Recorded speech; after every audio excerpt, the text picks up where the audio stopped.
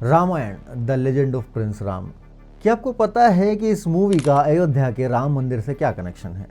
Do you know कि इस movie के मल्टीपल वर्जन्स अवेलेबल हैं?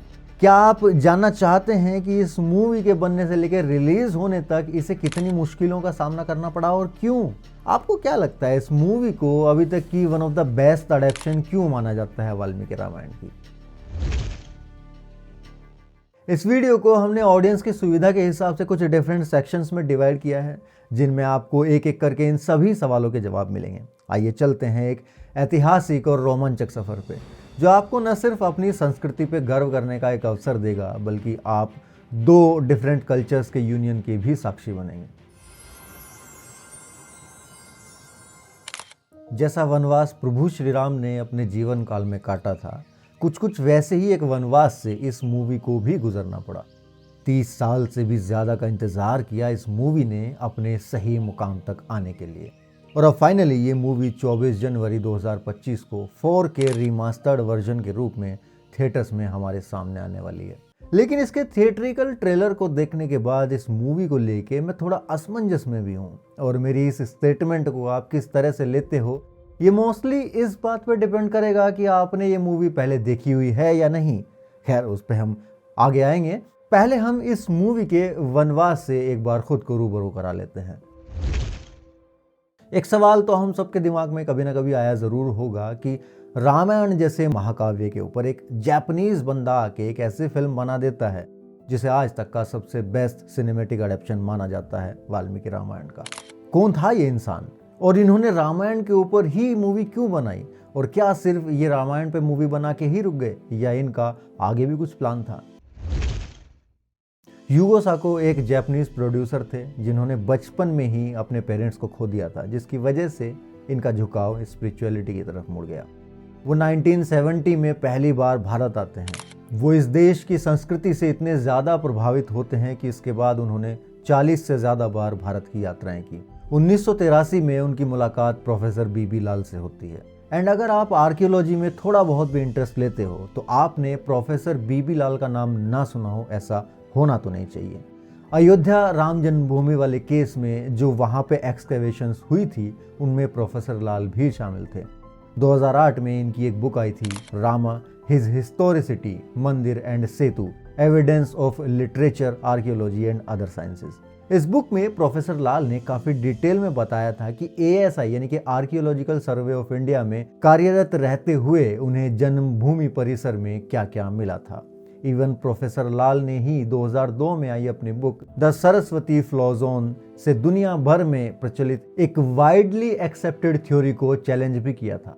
यह थ्योरी थी इंडो आर्यन माइग्रेशन थ्योरी। तो आप समझ सकते हैं कि प्रोफेसर बीबी लाल कितने इन्फ्लुएंशियल व्यक्तित्व रहे होंगे। इन्हीं प्रोफेसर लाल की प्रयागराज में हुई एक्सकेवेशंस पे यूगो साको साहब द रामायण रेलिक्स नाम की एक टीवी डॉक्यूमेंट्री बना रहे थे, और उसी दौरान यूगो साको का परिचय श्री राम के जीवन चरित्र से होता है, और वो राम कथा से इतने प्रभावित होते हैं कि उसको सिनेमा के पर्दे पे उतारना चाहते हैं। लेकिन वो इसे एक ऑथेंटिक तरीके से लोगों के सामने रखना चाहते थे।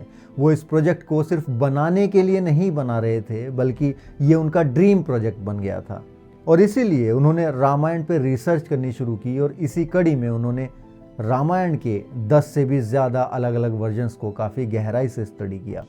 लेकिन इन सब को स्टडी करने के बाद उनको लगा कि वो एक असंभव से दिखने वाले कार्य को संभव बनाने की कोशिश कर रहे हैं, क्योंकि उन्हें समझ आ गया था कि रामायण एक्चुअल में क्या है।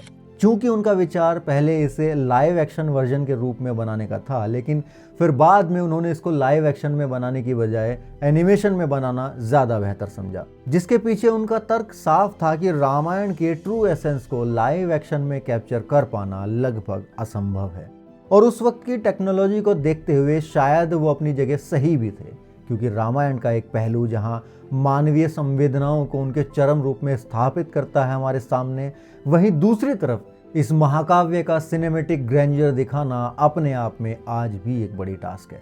इतनी टेक्नोलॉजी होने के बाद भी आदि पुरुष में जो हुआ वो हम सब ने देखा। खैर, इसी चीज़ को डिस्क्राइब करते हुए यूगो साको ने प्रोफेसर लाल से कहा कि रामायण फिल्म अर्थ पे फैली पूरी मानव जाति के लिए बनाई जानी चाहिए, इसीलिए इसको एनिमेटेड फॉर्म में बनाना ज़्यादा उचित होगा। इससे इसे एक यूनिवर्सल अपील भी मिलेगी। प्रोफेसर लाल को भी उनकी ये बात सही लगी एंड मिड 1980s में इस एनिमेशन फिल्म को बनाने की तैयारियां शुरू हो गई, जो कि अपनी तरह का दुनिया का एक पहला अटेम्प्ट था।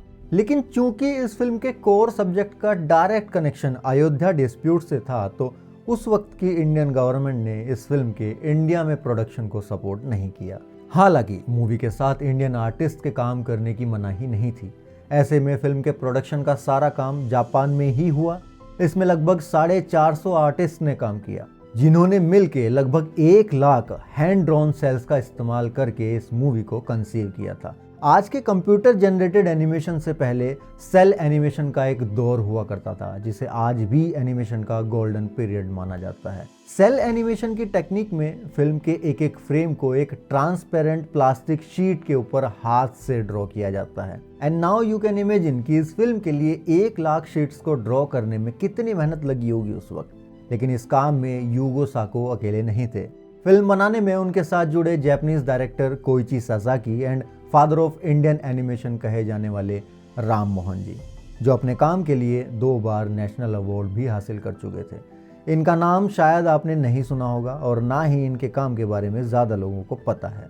पुरानी हिंदी फिल्मों के कुछ एनिमेटेड टाइटल सीक्वेंस हुआ करते थे, जिनको राम मोहन साहब ही डिज़ाइन किया करते थे। फिर चाहे वो संजीव कुमार साहब की मूवी बीवी ओ बीवी का ये वाला टाइटल सीक्वेंस हो, या फिर शशि कपूर साहब की हसीना मान जाएगी मूवी का ये वाला टाइटल सीक्वेंस। इवन अभी यूआई मूवी में एडम एंड ईव वाला एपिसोड जो हमने देखा था, उसको राम मोहन साहब पति पत्नी और वो मूवी के इस सॉन्ग में बहुत पहले दर्शा चुके थे अपने एनिमेशन के जरिए। और अगर आप दूरदर्शन के ज़माने के हो तो आपको यूनिसेफ का मीना का कैरेक्टर तो ज़रूर याद होगा। ये कैरेक्टर भी राम मोहन जी ने ही क्रिएट किया था। तो यूगो साको साहब को राम मोहन जी का साथ मिला एज एनिमेशन डायरेक्टर। जापान में रामायण मूवी के प्रोडक्शन का काम शुरू हुआ, जहां इंडियन एनिमेटर्स ने अपने जापानीज टीममेट्स की हेल्प की फिल्म में दिखाई गई छोटी छोटी बहुत बारीक डिटेल्स को ऐड करने में, जिनमें ये तक दर्शाया गया कि बच्चे कैसे सुबह उठ के अपने बड़ों का आशीर्वाद लेते हैं, या इंडियन स्टाइल में धोती कैसे पहनी जाती है। इस तरह की माइन्यूट डिटेल्स इस प्रोसेस में शामिल थी। मूवी को बनाने में काफ़ी सारी प्रॉब्लम्स आई, लेकिन आखिरकार लगभग 1 डेकेड के बाद 1993 में ये मूवी बनके रेडी हो गई। इस फिल्म को हिंदी एंड इंग्लिश 2 वर्जन्स में बनाया गया था। हिंदी वर्जन में सभी गाने हिंदी में ही थे, जबकि इंग्लिश वाले वर्जन में सॉन्ग्स संस्कृत में ही रिकॉर्ड किए गए थे। लेकिन इन दोनों के अलावा इस मूवी का एक और वर्जन बनाया गया स्पेशली फॉर यूएसए, जहां पे इसका टाइटल भी चेंज था, the prince of light the legend of Ramayana. जहां एक्चुअल मूवी लगभग 2 घंटे 15 मिनट की थी, वहीं इस यूएसए वर्जन की ड्यूरेशन थी लगभग 1 घंटा 30 मिनट। इवन इसे और ज़्यादा लोकलाइज्ड इंग्लिश में अलग से डब करके वहां पर रिलीज किया गया था विद सम एडिशनल म्यूजिक। खैर, ये मूवी इंडियन रिलीज के लिए पूरी तरह से तैयार थी, लेकिन यहीं से इसके वनवास की यात्रा शुरू होती है। ये फिल्म भारत में लार्ज स्केल पे थिएट्रिकली कभी रिलीज हो ही नहीं पाई, क्योंकि उस वक्त राम जन्मभूमि मूवमेंट अपने पीक पे था एंड उस वक्त की गवर्नमेंट को लगा कि इस मूवी से कंट्रोवर्सी और ज़्यादा बढ़ेगी, इसलिए इसको बहुत ही लिमिटेड थिएटर्स में रिलीज़ किया गया, वो भी अप्रैल 1997 में। इसकी फर्स्ट स्क्रीनिंग के 4 साल बाद में इसको कार्टून नेटवर्क एंड पोगो पर रिलीज़ किया गया एंड हमने काफ़ी बार इसको रिपीट पे देखा। इस मूवी के यूनिक कल्चरल ब्लेंड की वजह से इस मूवी का कल्चरल इम्पैक्ट काफ़ी ज़्यादा हुआ। टाइम के साथ साथ इसने एक कल्ट मूवी का दर्जा हासिल कर लिया।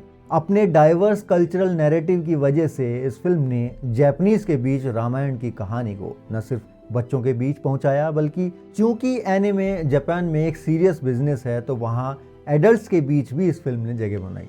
एंड चूंकि इंडिया के लिए इस तरह का एनिमेशन उस वक्त काफ़ी नई चीज़ थी, तो यहाँ वक्त के साथ ये फिल्म लोगों की स्किन में उतरती चली गई, स्पेशली इन किड्स। फिर साल 2022 में इंडो जापानीज रिलेशंस के 70 साल पूरे होने के अवसर पे इस मूवी को 4K रिमास्टर्ड वर्जन में रिलीज़ किए जाने की घोषणा हुई और अब फाइनली इसको रिलीज़ किया जा रहा है। लेकिन इसका हिंदी ट्रेलर देखने के बाद मुझे पर्सनली एक हल्की सी निराशा भी हुई है, क्योंकि इसको दोबारा से डब किया गया है विद न्यू डबिंग आर्टिस्ट। जबकि पुरानी रामायण में श्री राम को अरुण गोविल एंड रावण को अमरीश पुरी साहब ने आवाज़ दी थी। एंड मैंने इस मूवी को इतनी बार देखा है कि मेरे माइंड में इन दोनों की ही आवाज़ छपी हुई है।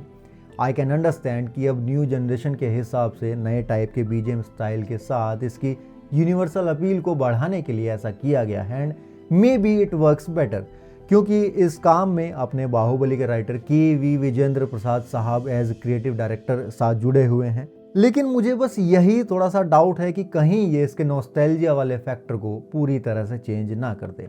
खैर वो तो मूवी देखने के बाद ही पता चल पाएगा। अभी के लिए तो ये मेरा सिर्फ एक डर है इस मूवी के लिए, नथिंग एल्स। लेकिन एक बात जो हमारी बाकी रह गई, युगो साको साहब सिर्फ इस मूवी को बनाने के बाद ही नहीं रुके थे। 24 अप्रैल 2012 को 84 ईयर्स की एज में जब उनकी मृत्यु हुई तब वो एक और मूवी के ऊपर काम कर रहे थे। वो कहानी थी भगवान श्री कृष्ण की, जिसका नाम था Lord Krishna the celestial cowherd. लेकिन उनका ये सपना अधूरा ही रह गया। आई होप कि कभी लाइफ में हमें ये मूवी फिर से उसी विजन के साथ थिएटर्स में रिलीज होते हुए दिखाई दे। फिलहाल तो हम रामायण मूवी के ऊपर ही फोकस करते हैं।